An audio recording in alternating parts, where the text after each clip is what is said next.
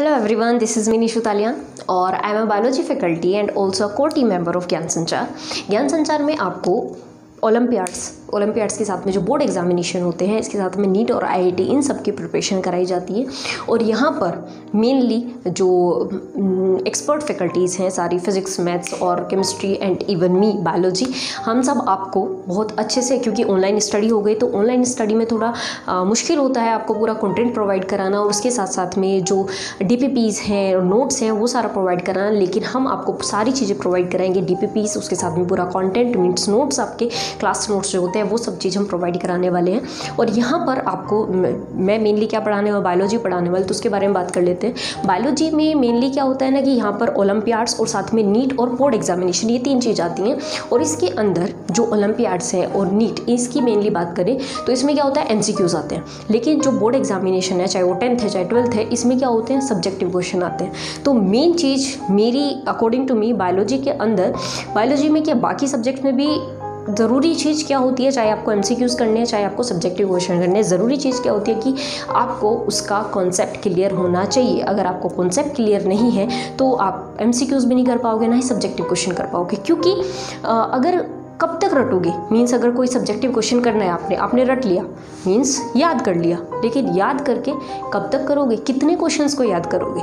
लेकिन अगर आपका कॉन्सेप्ट क्लियर है तो कॉन्सेप्ट क्लियर होने के बाद क्या होता है, उससे रिलेटेड, चाहे वो MCQs है किसी भी एग्जाम्स का, चाहे वो सब्जेक्टिव क्वेश्चन है किसी भी प्रीवियस ईयर के पेपर आप उठाओ, किसी भी बुक का क्वेश्चन आप उठाओ, इतनी सारी बुक से किसी का बुक का भी उठाओ, तो ज़रूरी है कि वो होना चाहिए आपका। और वो कब होगा, जब आपका कॉन्सेप्ट क्लियर होगा। कॉन्सेप्ट क्लियर अगर आपका एक बार हो गया तो कॉन्सेप्ट क्लियर होने के बाद में चाहे कोई सी भी बुक का, किसी भी चीज़ का भी बोला कि कैसा भी क्वेश्चन हो, आप इजीली उसको निकालोगे। और इसकी चीज़ की मैं गारंटी ले रही हूँ। लेकिन इसके लिए सिर्फ एक कंडीशन है। कंडीशन ये है कि यहाँ पर आपको जो भी नोट्स कराए जाएंगे वो आपको करने हैं। नोट्स के साथ साथ में जो आपकी NCERT है वो 2 पॉइंट आपको करने हैं। अगर NCERT की है, नोट्स की है, उसके बाद भी अगर कोई क्वेश्चन आपका नहीं हो रहा, चाहे वो किसी भी बुक का आप उठा लो, तो मेरी गलती है, आपकी गलती नहीं है, ठीक है। मैं उसकी रिस्पॉन्सिबिलिटी लेती हूँ, क्योंकि आज तक का मेरा ये एक्सपीरियंस है कि मैंने जो कॉन्सेप्ट क्लियर कराए हैं, जो नोट्स मेरे पर्सनली होते हैं, जो मैं आपको लिखवाती हूँ क्लास में, उन नोट्स को करने के बाद में कोई भी ऐसा क्वेश्चन नहीं है कि आप नहीं कर पाओगे किसी भी बुक का। ये गारंटी मैं ले रही हूँ।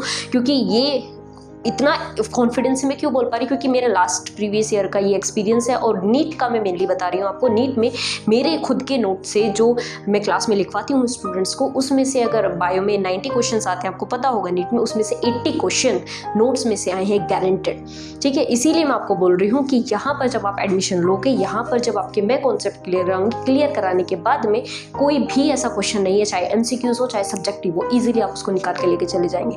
और दूसरी चीज़ ये कि बायो क्यों बोलते हैं ना, थियोरेटिकल पार्ट है। थियोरेटिकल पार्ट नहीं है, ये कॉन्सेप्चुअल पार्ट होता है, क्योंकि कॉन्सेप्ट क्लियर होना बहुत ज़रूरी है। थियोरेटिकल पार्ट समझ के क्या करते हैं, इसको इग्नोर कर देते हैं, फिर बाद में जब एग्जाम्स आते हैं रट्टाफिकेशन कर लेते हैं, उससे नहीं होने वाला, ठीक है। अगर आप मेडिकल के लिए टारगेट कर रहे हैं तो आपको डेफिनेटली कॉन्सेप्ट क्लियर होने चाहिए, क्योंकि आपको आगे तक सिर्फ बायो ही बायो पढ़नी है। आगे इतने सारे एग्जाम्स होंगे, कैसे क्लियर करोगे बिना कॉन्सेप्ट के, कब तक रटोगे, राइट। तो कॉन्सेप्ट्स क्लियर आपको यहाँ पर कराए जाएंगे सारे सब्जेक्ट्स के, बायो के भी, उसके साथ में अदर सब्जेक्ट्स के भी। दूसरा पॉइंट ये कि बायो में जैसे कॉन्सेप्ट की अगर मैं इतनी देर से बात कर रही हूँ, तो for example cell chapter 11th का बेसिक है, 9th 10th में भी आपको पता है। तो सेल चैप्टर के अंदर क्या है कि सिर्फ यही नहीं कि ये सेल होती है, इस पर मेम्ब्रेन होती है, इसमें ऑर्गेनेल्स होते हैं, ये नहीं बताया जाएगा। इसके साथ साथ में जो सेल्स हैं, सेल बनी कैसे, मीन्स अर्थ पर लाइफ कैसे आई, और ऐसी क्या चेंजेस थे कि उस टाइम पे हजारों साल पहले जो एटमॉस्फेयर था वहां पर लाइफ डेवलप हो सकती थी, तो आज के टाइम पे डेवलप क्यों नहीं हो सकती। तब डेवलप हो सकती थी, आज के टाइम में डेवलप क्यों नहीं हो सकती। आज का जो एटमॉस्फेयर है उसमें ऐसे क्या चेंजेस हुए हैं कि आज के टाइम पे नई लाइफ नहीं बन सकती। क्योंकि अगर आप इवोल्यूशन में थोड़ा बहुत पढ़ा हो, आपको पता हो, तो उसमें क्या होता है कि पहले एटम्स हैं, एटम से ही ऑर्गेनिक कंपाउंड बनते हैं, ऑर्गेनिक से इनऑर्गेनिक बनते हैं, इनऑर्गेनिक से फाइनली क्या बनता है, प्रोबायोंट बन के लिविंग मॉलिक्यूल्स बना, फर्स्ट टाइम बैक्टीरिया बना, साइनोबैक्टीरिया ने पहली बार फोटोसिंथेसिस की। तो ये सारी चीज़ें आपको कॉन्सेप्चुअल पढ़ाई जाएंगी, ताकि माइंड में क्लैरिटी आपकी रहे कि हाँ क्या क्या। और इसमें क्या है ना, जब भी आप एक चैप्टर स्टार्ट करेंगे वो एक स्टोरी की तरह लगेगा। उसमें कुछ पार्ट्स होंगे जो आपको याद करने पड़ेंगे, डेफिनेटली हर जगह होता है, और याद भी हो जाएंगे। मैं आपको बीच बीच में जब गाइड करूँगी, जब आपको उसकी स्ट्रेटेजीज बताऊँ किस तरीके से आपको पढ़ना है, किस तरीके से आपको रिविज़न करना है, तो उसमें ऑटोमेटिकली क्या हो जाएगा, आपका याद भी होता चला जाएगा। वो मेरे ऊपर छोड़ दो, ठीक है, वो मैं आपको सब करा देने वाली हूँ क्लास में आपका इतनी बार रिवीजन हो जाएगा ना कि आपके दिमाग में बैठ जाएंगी चीज़ें, इतनी बार रिवीजन मैं आपका करा दूंगी। तो इसमें क्या देखने वाले हैं कि लाइफ कैसे आई थी, सेल बनी कैसे, सेल की जो मेम्ब्रेन होती है वो कैसे बनी।